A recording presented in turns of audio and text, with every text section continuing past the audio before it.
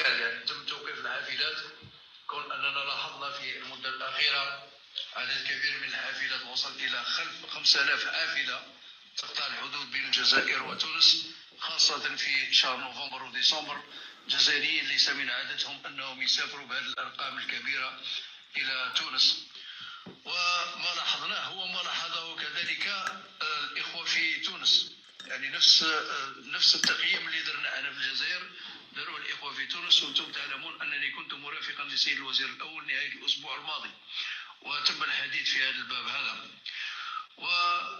واكتشفنا أن يعني بعض يعني لي زاجونس دو فواياج يقوموا بعملية تاع نقل يعني مواطنين جزائريين من الجزائر إلى تونس، واستعمال بعض الطرق الاحتيالية والخارج عن طريق القانون بإيصالهم إلى الأرض التونسية بطريقة قانونية، وين يعني يديروا الكاشيف الباسبور تاعهم. بعد ذلك يعاد إدخالهم إلى الجزائر عن طريق بعض المعابر الغير محروسة، ويقعدوا الأيام يعني 6 أو 7 أيام المنصوص عليها قانونا، ثم يعاد إدخالهم بنفس الطريقة عن طريق هذه المعابر الغير المحروسة، ويعاد إدخالهم عن طريق المعابر، حيث يعاودوا يكاشيو الاسم تاعهم ويستفيدوا من هذه الأموال، هذه 750 أورو اللي راهي تمدها الدولة الجزائرية كمنحة إلى المواطنين من أجل قضاء يعني عطلة نتاع 4 أو 5 أيام يعني في الخارج.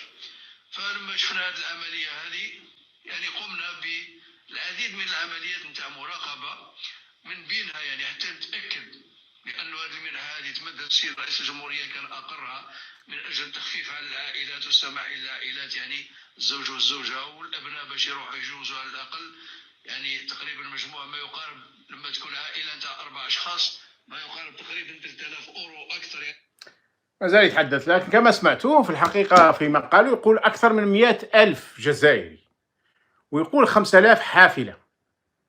مش عارف لا قالها في هذا المقطع اللي وريته لكم ولا ما زال يتحدث عليها. يقول لقينا 5000 حافلة، وأنا أستغرب أن في 5000 حافلة في الجزائر تقدر تروح مثلا من وهران إلى تونس، أو من تلمسان إلى تونس، أو من ورقلة إلى تونس، يعني أشك في ذلك يعني.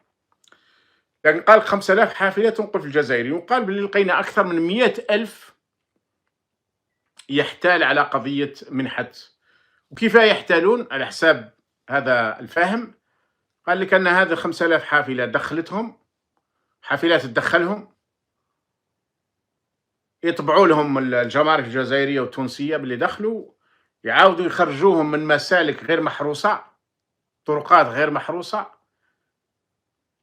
ويقضي 6 أيام 7 أيام في الجزائر، يعاود يدخل من نفس المسالك غير المحروسة إلى تونس، وتعاود تروح هذه الحافلة تجيبه. فيلم هند. ما عجبناش كيفاه كاين مسالك غير محروسة، كيفاه كاين طرقات غير محروسة وتروح فيها الحافلات ولا السيارات، كيفاه؟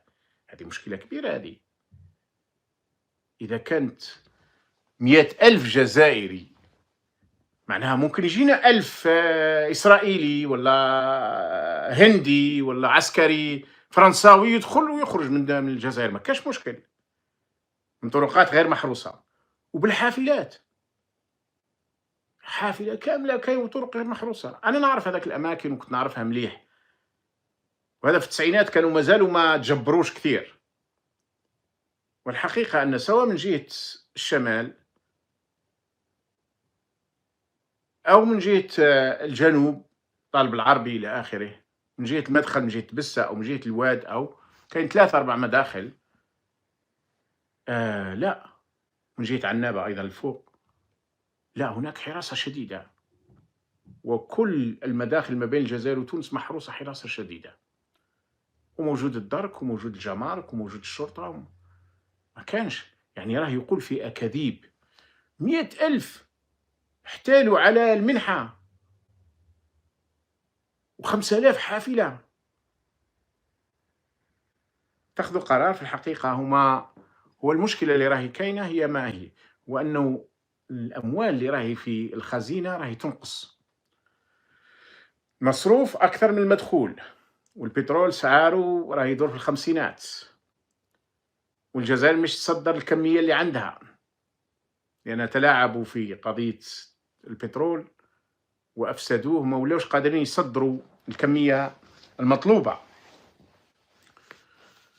فباش يلقاو طريقة باش يوقفوا هذه المنحة، جاب هذه الأكاذيب. ممكن يكونوا كاينين جزائريين داروا هذا الموضوع، لكن هذا ممكن 1% 2%، مش 100,000. وفي نوفمبر وديسمبر فقط، وديسمبر أنا في النص فقط، و5000 حافلة.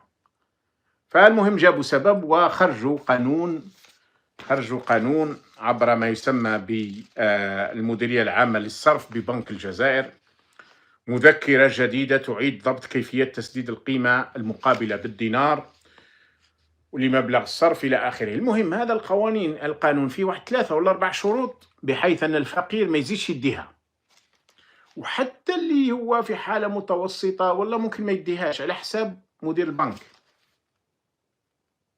انت ومعارفك وعلاقاتك، لأن أعطاو سلطة تقديرية للبنك. أولا ولا الآن عليك أن تفتح حساب في البنك. أغلبية الجزائريين ما عندهمش حساب في البنك، عندهم حساب في CCP، وكاين جزائري ما عندهمش حساب لا في CCP لا في البنك. الآن ماهوش CCP ما يمشيش، لازم تمر عبر البنك. مرات باش تفتح حساب في البنك راسك يشيب ولازم تمد تشيبا. اوكي عندك حساب في البنك تقدر تدي المنحة، لا، لازم يعود عندك المال يدخل ويخرج في هذا الحساب، وعندك قدرة على الذهاب للسياحة. معناها إذا دخلك 3 ملايين ولا 4 ملايين والله ما عندكش القدرة باش تروح أنت للسياحة، لازم تثبت بلي عندك مال كبير باش تقدر تروح سائح، أو تدفع رشوة لمدير البنك باش هو يعطيك الموافقة. فالمهم مزيد من البيروقراطية، مزيد من الضغط والتضييق إلى آخره. لكن السؤال يتقال سعيود، لماذا الجزائري لو افترضنا أن قصتك صحيحة، لو افترضنا أن حكايتك صحيحة، لماذا الجزائري يتحايل؟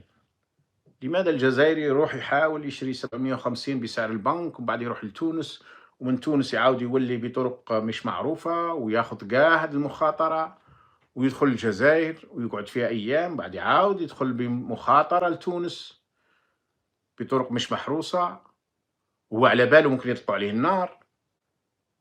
إذا افترضنا قصتك صح، لماذا يفعل ذلك؟ باش يربح 7 ملايين ولا 8 ملايين، معناها هناك فقر شديد. باش يربح 7 ملايين ولا 8 ملايين سنتيم، معناها هناك فقر شديد، والناس تبحث على أي مخرج باش ينافيغو كما يقولوا، باش ياكل الخبزة، باش يعيش. وتخرج هنا طبعا انتم البنوك مفتوحة لكم تفعلون فيها ما تشاءون، وانت اصبحت وزير الداخلية عندك ميزانية تاع 4 ملاير و 5 ملاير دولار كما تشاء. شنقريح عنده 27 مليار دولار، وتخرج تستهزأ بالشعب وتتهمه بالاحتيال وتقول أكثر من 100,000.